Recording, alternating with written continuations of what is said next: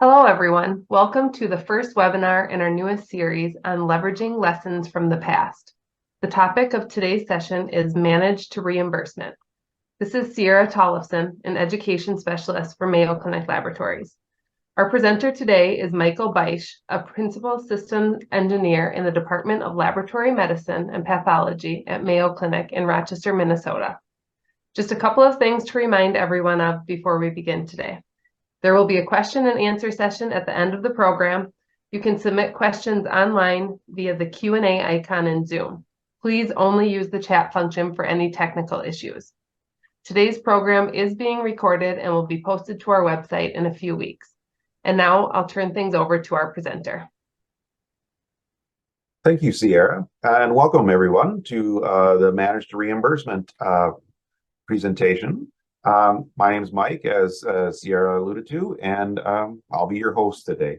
So just to get some things out of the way up front, I have no financial information to disclose and no off-label usage to disclose as part of this presentation. The agenda and the topics I'm going to cover today, terms and definitions. We're going to spend a little bit of time there just to make sure we're all on the same page. Cost categories, so that we're going through the expense side and the a little bit on the reimbursement side, that we have our buckets of where things are. We're going to focus on managing our supplies, materials, and go into a little bit more detail on that particular cost category or cost bucket. We're going to touch on labor and equipment, just give a kind of a quick overview on those two, and then we're going to wrap it all up at the end, and then open it up for the Q&A. And hopefully get some good conversations going amongst ourselves. So first up, terms and definitions. First part on the terms and definitions that I want to get into is the type of data for this type of an analysis that you will need to gather. You won't need all this up front, depending upon the type of analysis you're doing, but these are the things that you may need. The first one, a financial statement. So the laboratory's complete accounting of both the revenue and the expenses for the laboratory. If you have more than one laboratory, you can gather them all together. Or if you just want to focus on one particular laboratory, it all depends on how your financial area, your work unit organizes the labs from that perspective. Purchasing statements. So these are, if you want to go on the supply investigation standpoint, can you get an accounting of all your purchases? Now, is it a detailed accounting or is it a summary accounting? What is available to you? Depreciation statements, if we want to do an investigation into our equipment, especially our depreciable, our big instrumentation. Labor statements, not only the hours, but also who they are and what job role they occupy. Facility statements, these may or may not be part of your financial statement, but this is where we're trying to figure out what the space allocation is to the laboratory and see if it's accurate or not. Finally, billable volume statements. So the difference between what the work I did and what work I did that's billable, and then understanding the relationship between those two, but understanding that all the financial analysis that we'll be doing moving forward in this presentation is based upon the billed volume, so the work that we're able to actually charge for. These are just a handful of them. There might be more that you'd need as you get into your investigations, but these are the big ones. From a reimbursement standpoint on the revenue side, to understand that a bit better, we have to understand what our different payers are, and then we have to choose a path here on which when we want to go down. So the different payer types that are available to us these days are the government payer, which is our Medicare, Medicaid. We have our private payers, our health insurance companies. The client. So if you have an outreach program, your clients may be paying you through a wellness group or a physician office lab, nursing homes, your outreach type programs, those will be paying you in a different revenue stream. Personal, so the patient is paying out of pocket. So they're whatever fee they're paying, but that's going to be another source. And finally, charity care, which is testing or care for a patient that we do for free. So it's kind of a write-off, but there is a payer there. It's a non-revenue payer there. If we combine all five of those together based upon volume or some other weighting factor, what we can create is an average reimbursement mix. So we know that government payer might be at $20 for this test, a private payer may be at $25, our clients may be at $18. If the patient's paying out of pocket, it may be $27. And charity obviously is zero, but depends upon the volume. We can then weight that and create a weighted average reimbursement. It's possible to get all those things, but it's sometimes difficult to get that mix. So a lot of our analysis that we've been doing recently has been more focused on the government payer, since it tends to be one of the large mix, and also it's more universal across each country, or across the country. Each region has its own reimbursement, but at least it's a common file that we can all look at. And for this analysis and the rest of this presentation, I should say, we're going to focus on just the government payer, but you can do both. If you have a pretty good mix of others, you can calculate what those payer mix ratios are. Some terms. So those are some of the reports and information that we need to gather up. Some of the terms that we need to get into, especially around the expense side of the books, is direct expenses and indirect expenses. So a direct expense, so each expense that we have will be categorized as either a direct expense or an indirect expense, and it can be classified as a variable expense or a fixed expense. So it's one of the top two and it's one of the bottom two to classify as. A direct expense, if you're looking at a cost item, is very closely associated with the testing. So it's a reagent, or it's the person doing the testing, it's the equipment doing the analysis, a microscope if it's a manual read, things that are directly in the workflow of creating the test result or creating the output of the analysis, if it's data, or if it's an actual, like a slide or a stain slide or something along those lines. Variable indirect expense are things that are removed from the testing process. So you may have a lab manager or a supervisor who may not be involved in the testing. They would be outside of that, the direct workflow, and they'd be considered an indirect expense. But we also have things that are like overhead statements, things like a billing office, or if you have an engineering department, the engineers, we are an indirect expense because we're not directly involved with the testing, or it's very weakly related, remotely related, and those are outside of the direct workflow. Once you have an expense item that's either classified as direct or indirect, then you have to also add, is it variable or fixed? And the big one here is with variable, it means as my volumes go up or down, that expense will go up or down with it, or very closely tied to it. Whereas a fixed expense would mean my volumes can go up or down, and that expense may not change at all or change very little. And those would be things along like a control. So if you have to run controls, 3 levels of controls once per day, and your volume doubles, you still run those controls, three levels of controls that day. If your volume goes in half, you're still going to run those controls 3 times, or those 3 levels of control 1 time a day. Versus the reagent itself, if you do more testing or you consume more reagent, that'd be variable. Things along those lines. So in the end, the analysis that I'm going to go through here is primarily going to focus on the direct variable and the direct fixed, because those are the things that are in the control of the laboratory or that we have the most influence on. And we're not going to go too far into the indirect variable or fixed, because those are expenses that we have very little control or influence on, but they need to be understood and communicated to our leadership to make sure they understand of our total budget, or not our total budget, our total expenses. These are the ones that we have control over, and these are the ones that we don't have. And we are going to work on the ones that we do, and we like their help on the ones that we don't. So what kind of falls into these buckets? I started alluding to that a little bit earlier. I got ahead of myself a bit. Direct expenses, the labor for the staff doing the testing. Medical labor, this is our MDs or PhDs that are, for example, if you're in the pathology area, your pathologists that are doing case reviews. If you're in the genetics area, maybe your genetic counselors, or even your MDs or PhDs that are doing review of the data and creating the test results. But even lab oversight. So if you're in a chemistry area and you have a lab director that's overseeing your chemistry area, they may not be directly involved with the testing, but they are directly overseeing the laboratory, hence the reason why they're direct.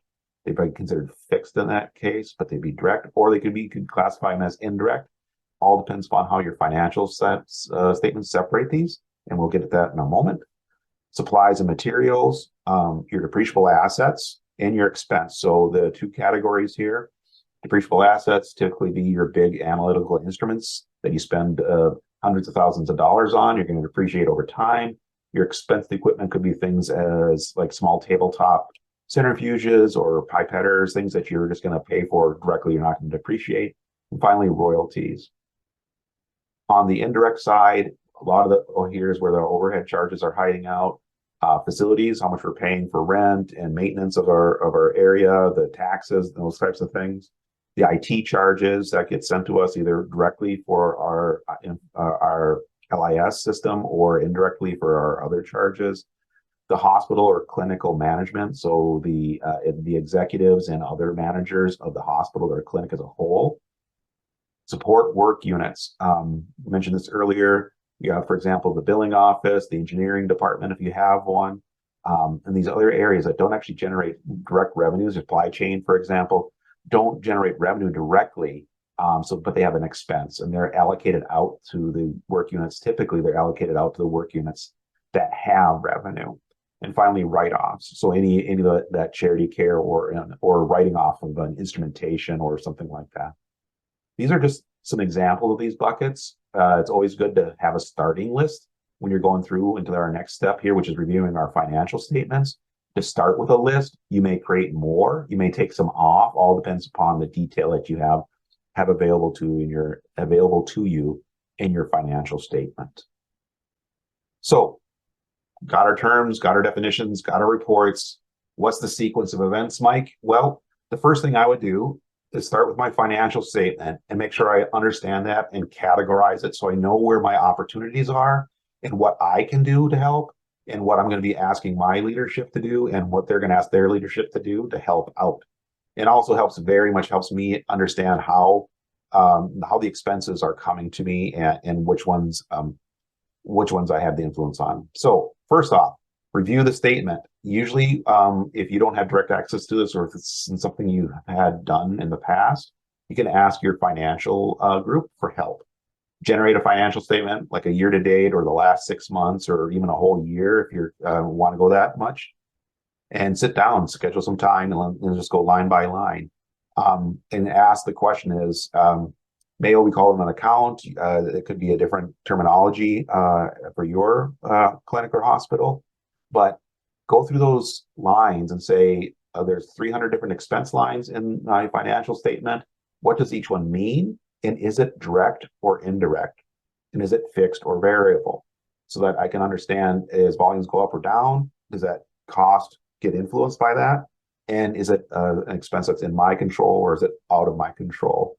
You're going to find, and when you're going through this analysis, that you may have some disagreements between what you see it as a laboratorian and what finance sees it as from their accounting rules. Important part, just have a conversation, make sure you're on the same page. And you may end up with situations where from a financial bookkeeping standpoint, the accounting rules, it may be considered a direct or a fixed or an indirect or a variable expense because that's just the rules around it. But you could have your own set of saying, we agree on these, but we disagree on those, and this is why. So from a laboratory's perspective, we consider that to be an indirect expense, or we consider that to be a fixed expense, even though from a financials standpoint, they can't actually change that because it's just the way that the accounting rules currently are set up. There are going to be some that are very, very clear. When you look at it and say, yes, that's a direct expense.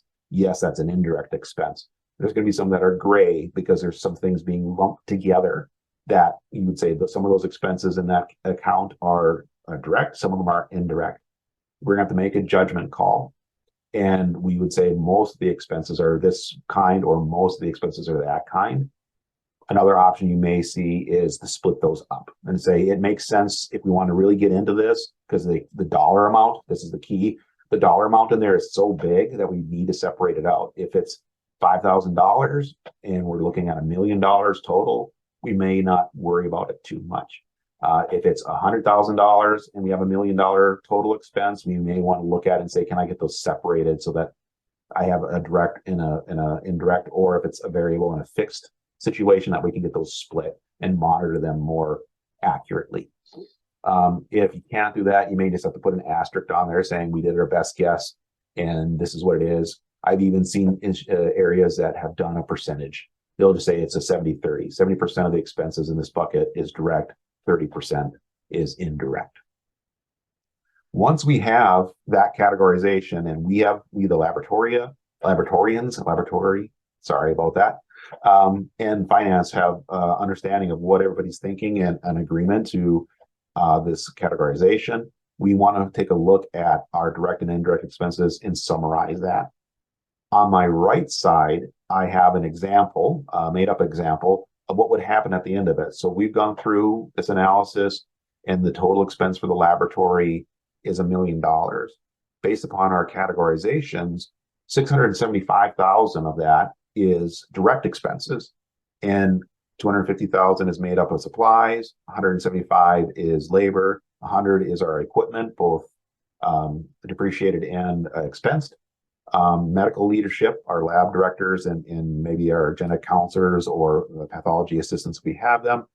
And then finally, some miscellaneous other expenses that just added up to the $50,000.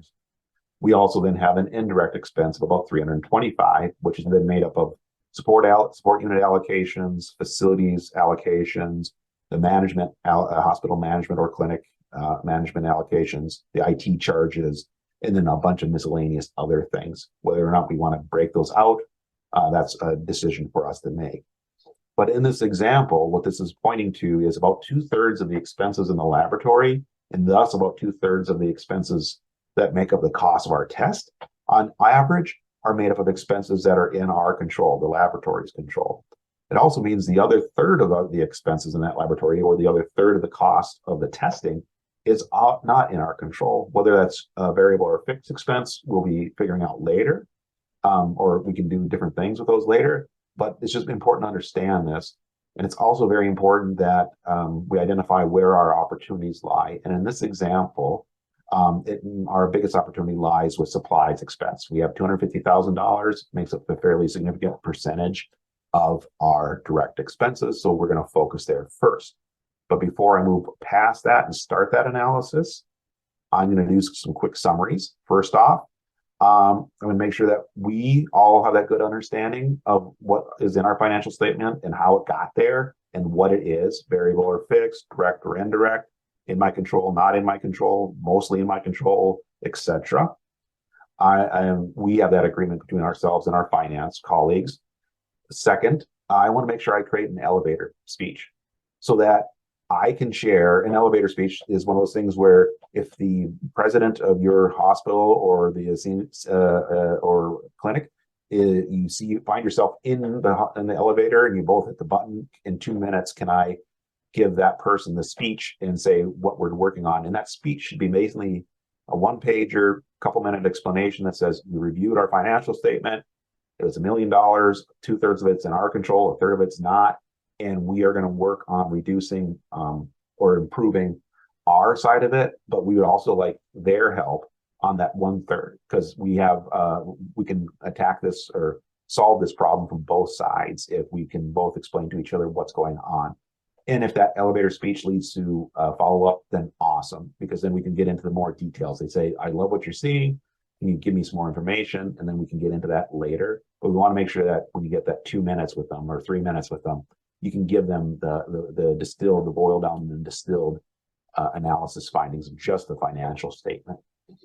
At the same time, we're going to say we're going to check out our supply expenses, because as you can tell, that's the biggest opportunity that we have that's directly in our control. So this is where we start pulling in our reports. Those reports might or should be including our item numbers and descriptions, quantities of how many of them we're purchasing, what we're paying for them, and how much we've spent on them so far. If we were looking at a 1-year look back, then how much did we spend in a year? And a lot of that depends upon your frequency of purchases. If you buy a lot every single week, or if you buy infrequently, so you have to look at that range.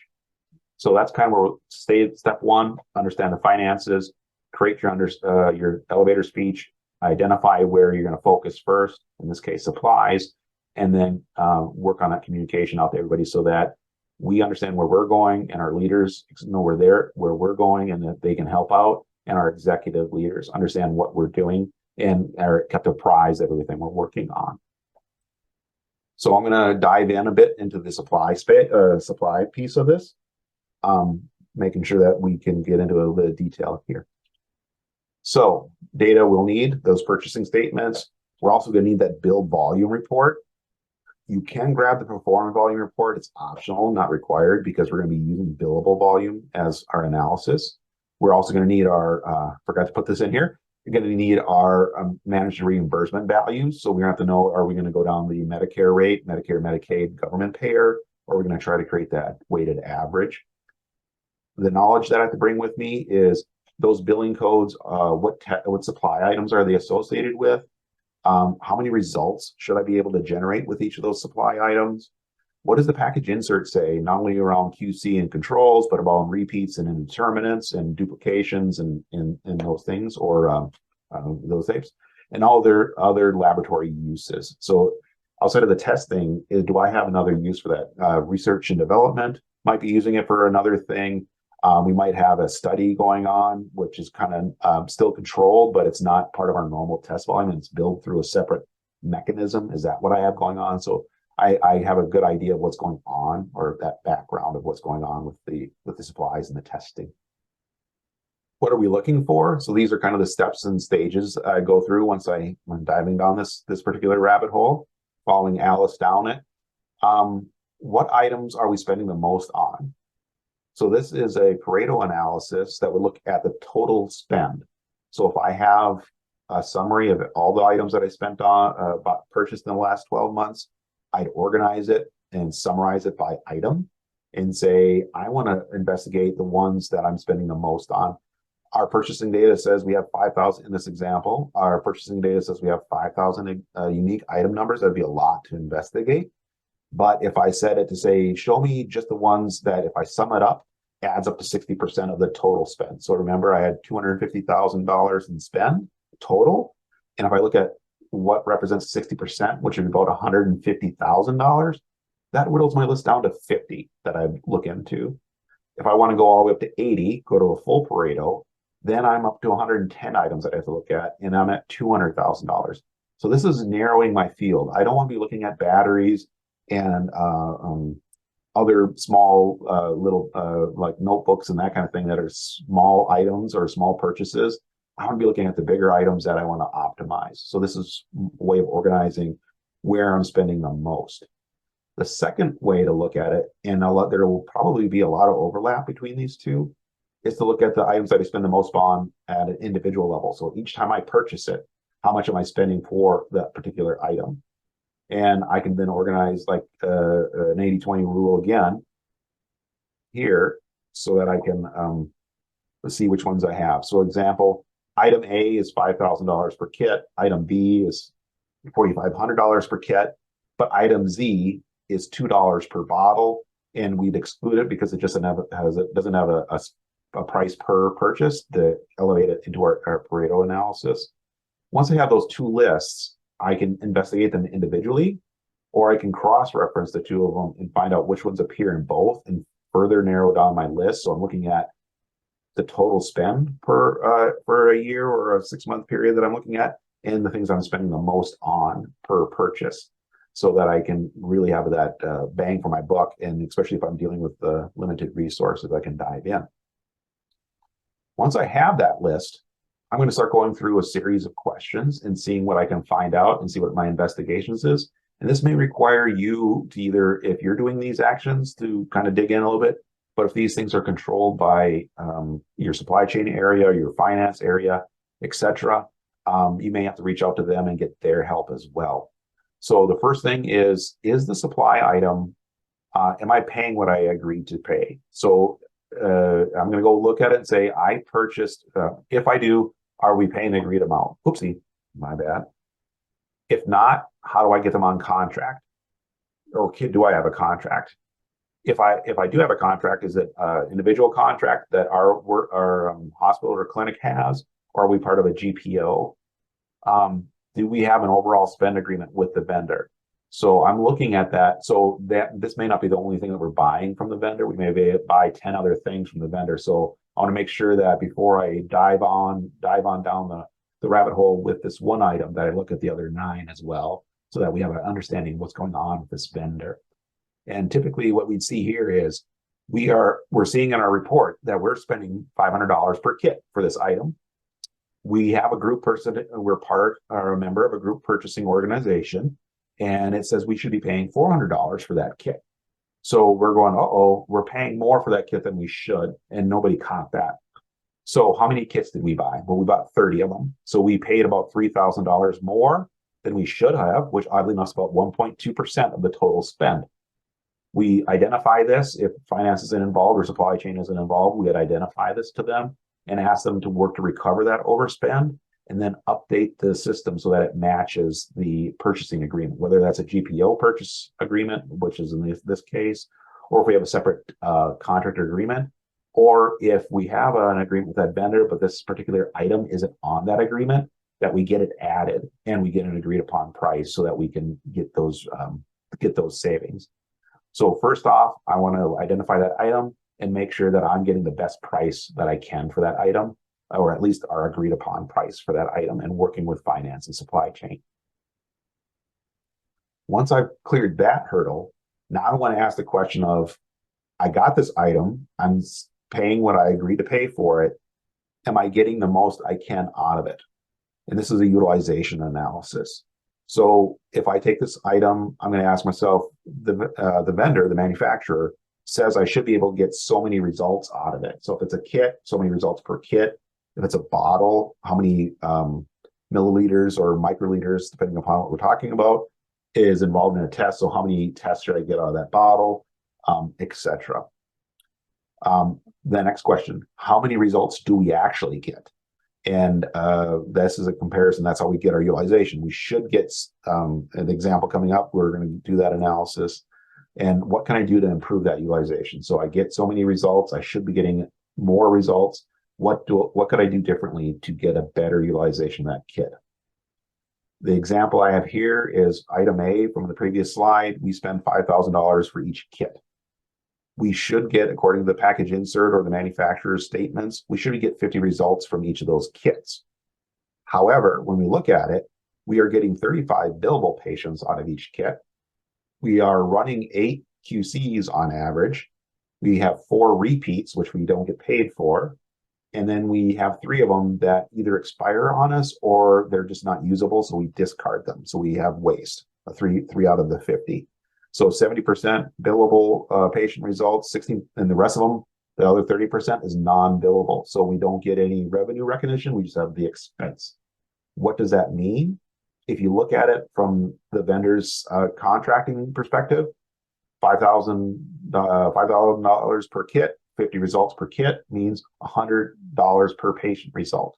However, because 30% of our results that we're getting out of that kit are non-billable, we're actually closer to $142, almost $143. And now we need to work on resolving those issues and asking ourselves what's causing those higher numbers of non-billable results in those cases. So, continued, we set up that test once per week. Each time we set up the test, we are required to run 2 levels of QC. That's per package insert. A kit lasts us on average about 4 weeks. So that's the reason why we have 8 results used for QC, 8 non-billable results that are in our QC. If you do that math the same way with the 4, it also means that we're averaging about 9 billable patients per run. And we're also means we're averaging about 11% repeat rate that we also need to investigate what's happening. And finally, what's going on with those 3? Those 3 we're discarding because we can't make a run across 2 kits. So remember that we're running 9 patients each time we make a run, but we can't run 3 on this one and 6 on the other because of the rules. So we end up just discarding those 3 because they're not viable. You may also run into situations where the kit's only viable. Once you open it, it may be only viable for 30 days, and you get to the end, and you have to discard it just because it's expired on you. So in an ideal state, we would say on that kit, I could get 48 billable patients out of it because I have to use, no matter what, I have to use 2 of those for QC. So my best case scenario is 48 out of the 50. How do I get there? If I ran the test once a month, I could get up to almost 40 patients on a run, but that's going to optimize my expenses and my costs. But it also means that I'm only producing results 1 time a month, and there may be patients that are waiting on their consultants that are waiting on those results, and they're going to experience a 2 to 3 week delay. So how does that impact the downstream or upstream care? of that patient, and is it worth it? Is it worth saving a $30 or $40 on the test, reducing our cost by $30 or $40 on the test, and just have all these delays in patient care? And it all depends upon that investigation as to what we have, but we can now relate that and say, I can make this better, but it's going to cause this. Can we expand our outreach program to get more volume? The answer is potentially. And that way we can make those runs fuller and get a better cost, more patients on that run. Can I do a bit of both? Could I run it a little less frequently, but also expand my outreach?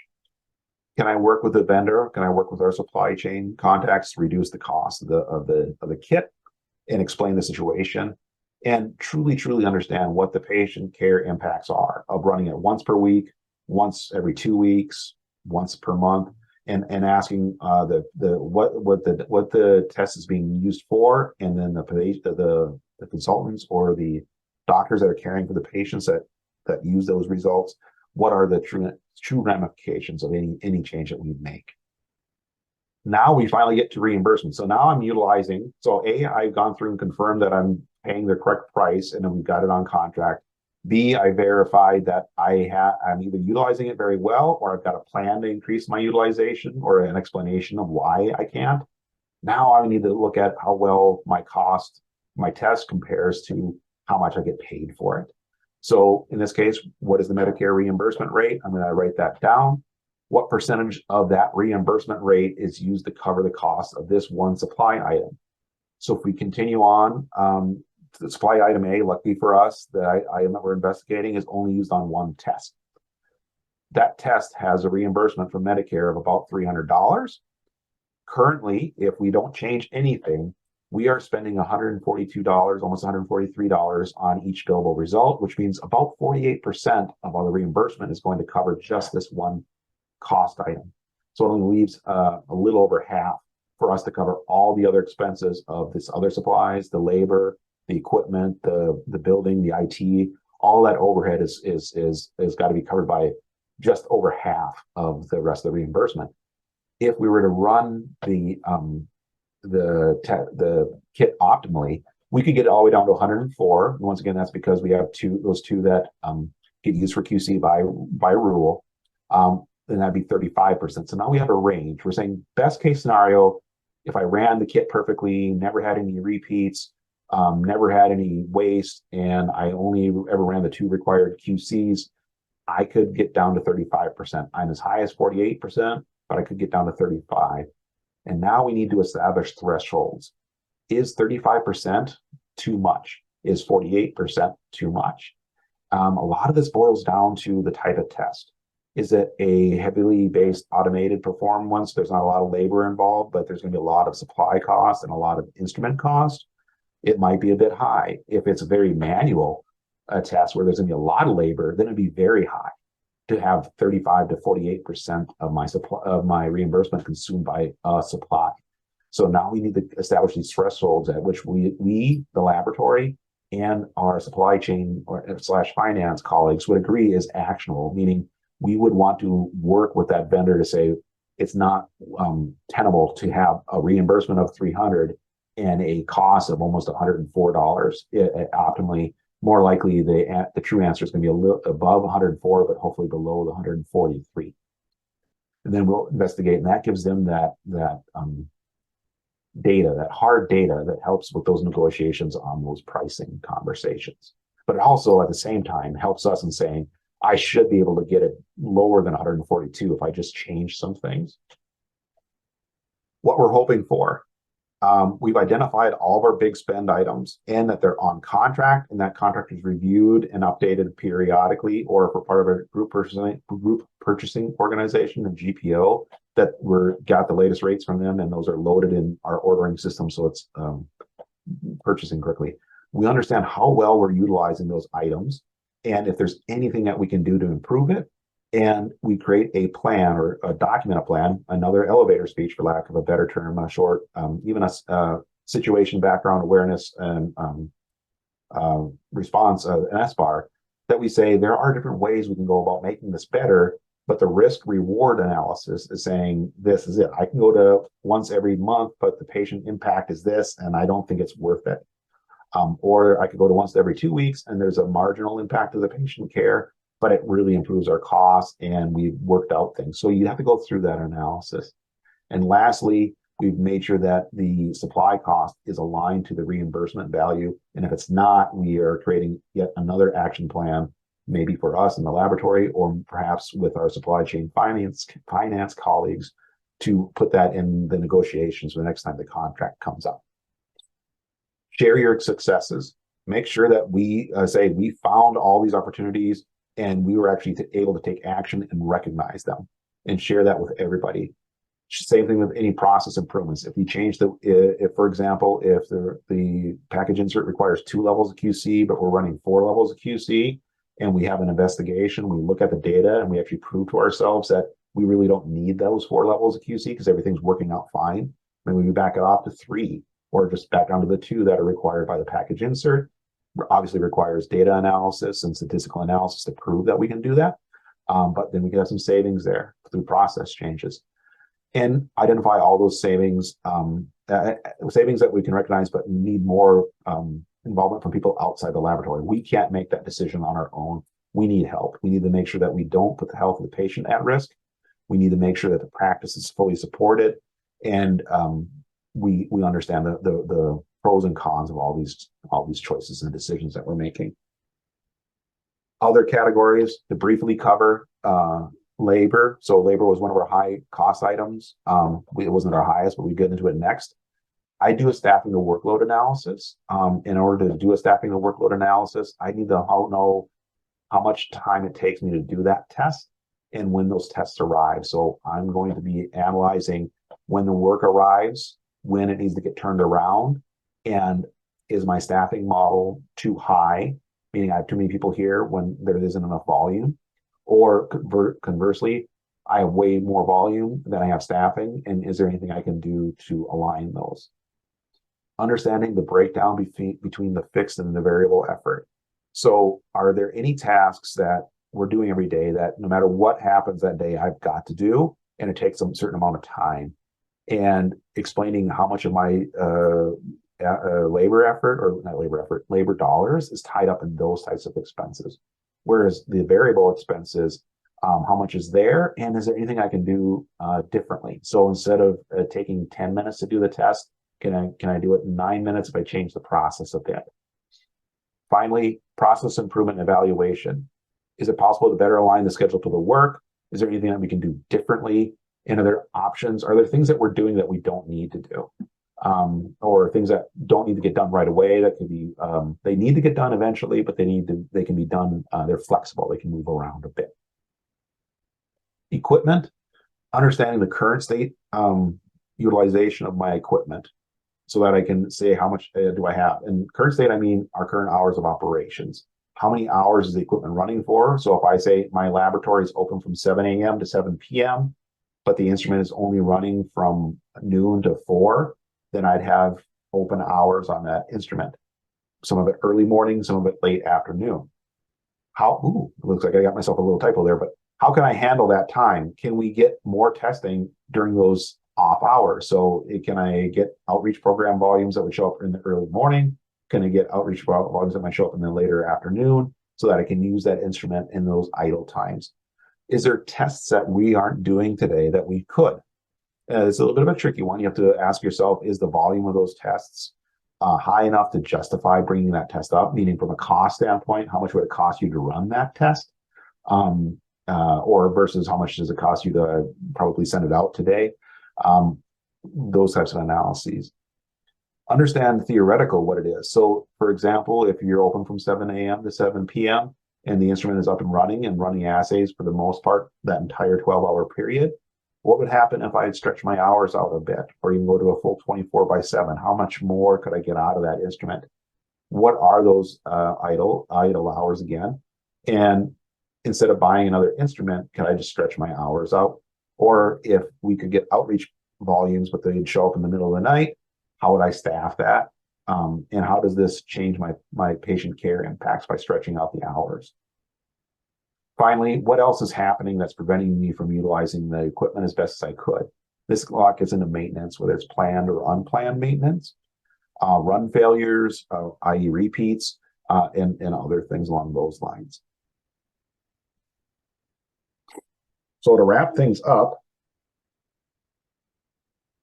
understanding the financial health of an assay, the laboratory, and everybody else involved, we need to understand and communicate where the expenses are and which ones are our biggest opportunities and which ones are in our control and which ones aren't in our control, so that we can work on both sides of the can be worked on at the same time. Identify where we can focus our limited resources. So we can identify we have a lot of supply expense. We can identify we have a large labor expense, but getting into the weeds very quickly can be overwhelming. But if we can have tools to limit where we're focusing, at least that initially, so we can see some quick wins. Guide the kind of conversations away from silo to enterprise. This is back to that thing along the lines, if I run this test once per month, I can really optimize my batch and get a much lower cost. But the implications to everybody downstream from me or upstream from me of doing that could be not worth it. But we have to be able to explain that so we don't get ourselves caught in a circular loop where we're trying to drive the cost down, but at the same time, if we drive the cost down, it's going to have implications to the business. And this is why we link the two and try to get our executive leaderships involved so they understand that link. Enhance our relationship with our vendors through our mutual understanding of our challenges. So if we are running into a cost per test or a reimbursement issue, and we explain to our vendor what is happening, can we get better prices? Can they change the size of the kit? So we have a smaller kit. So if we have a lot of waste, if we have a lot of repeats, can we communicate to them what's happening, and do they have recommendations on things that we can change to make our repeat better? Or can they change they potentially change some of the chemistry? All depends upon where we're going on to make the kit's performance a little bit better. And these are the things that we're trying to create and document as part of our whole process, so that we can align our costs to our reimbursements and also understand where our costs are coming from and what we can do to make them better. I'm going to open it up for questions now. Thank you, Mike. As he mentioned, we'll open it up for questions now. You may submit your questions through the Q&A icon in Zoom. Okay, I have one question so far. The question states, of the three aspects: one, understanding your costs; two, setting both third-party payer contractual based pricing and cost plus discounted volume price based pricing; and three, being involved in contract negotiations with payers.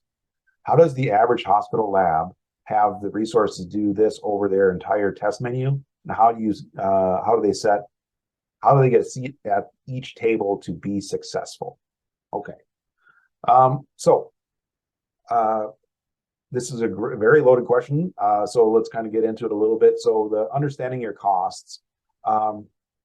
The question here, I assume, is getting back to the financial statement analysis and being able to get to go through that with somebody versus actually understanding the cost of each individual test. Starting at the high level, that's part of the reason why we start at the high level, because getting into the test cost level can get very lost very quickly. We want to focus on areas. And once we identify, for example, supply costs as our biggest bucket of expenses, we identify what items in there make up the most of those expenses. That allows us then to focus on a small subset of the test menu and truly dig into it, at least from a supply standpoint. But we can do the same thing on labor. If we identify labor as a bigger expense, and then we can then go into and identify what tests consume the most labor or the most amount of supply or labor effort. Setting both third-party payer contractual based pricing and cost plus discounted volume. I assume this is the negotiations. So typically, I'm not in the laboratories here aren't directly involved in the negotiations. We just provide data to our supply chain team, our finance team, to say, from a laboratory standpoint, this vendor, we buy these 10 things from them.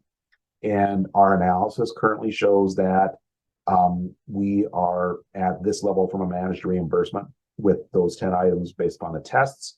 And then they would use that information to go back to the vendor and negotiate pricing for those things. We wouldn't actually be involved in those. And if they want to include volume discounts, or if we have plans to increase our volume so that they can put stipulations in those contracts for volume-based pricing, then we'd ask that they do that. If yeah, so that's typically where we're going. We're the laboratory, at least from my experience, hasn't been directly involved in those contract negotiations. Oh, and I think I just did that one, being involved with in contract negotiations. Oops. Oh, we got a clarification. All right. Okay, the question isn't really about how to do it, but how do you find the resources among your staff to do it and justify the additional FTE? Ah, okay. So the question would be, yeah, okay. Thank you for that. So we'd have to quantify or attempt to quantify in our expenses what we feel is our opportunity. Do we feel that of the $1 million in the case study, or the made up example that I have there, of that $1 million, we believe that there is a 10% or 15% opportunity in there. We have not dived into it in detail, but if that's $150,000, is that worth it to our leadership to invest in that? So if we hire somebody and then they can prove that in this one area, there's $150,000 in opportunity, a potential opportunity, they identify and recognize $100,000 of it. That's awesome. And then you can say, oh, and by the way, once they do my part, if I have 5 different laboratories, each with their own financial statements, there might be 10 to 15% here and 10 to 15% there, et cetera. And that person or persons could just start bouncing from area to area. They wouldn't necessarily have to stay with the laboratories. And that would be how you justify that investment, is we are going to go through and try to find that 10 to 15%.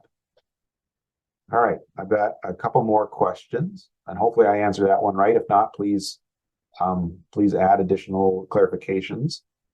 Okay, does the exact cost software provide a dashboard that would provide some of the cost per test statistics to help with investigating overall test costs? So I'm guessing this is coming from internal to Mayo. The exact cost software does provide a cost per, and you can do what's called a cost analysis query that would dive into the detail and identify the specific dollar amount each item is contributing to the cost of a test.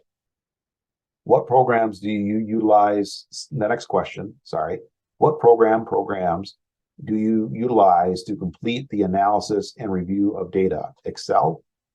Yes. So if I do not have a cost analysis software, which may or may not be available to you, I will use Excel. So I'll do extracts and then put it into Excel, organize it, and then start down the path of the Pareto. So if somebody were to provide me a list of all the supply items that I have purchased, I would probably use a pivot table to organize it and summarize it by cost item, organize that pivot table by the items that I spend the most on, and then focus on the top of my list, doing that either 60-40 or 80-20 split to identify just those items I want to work on.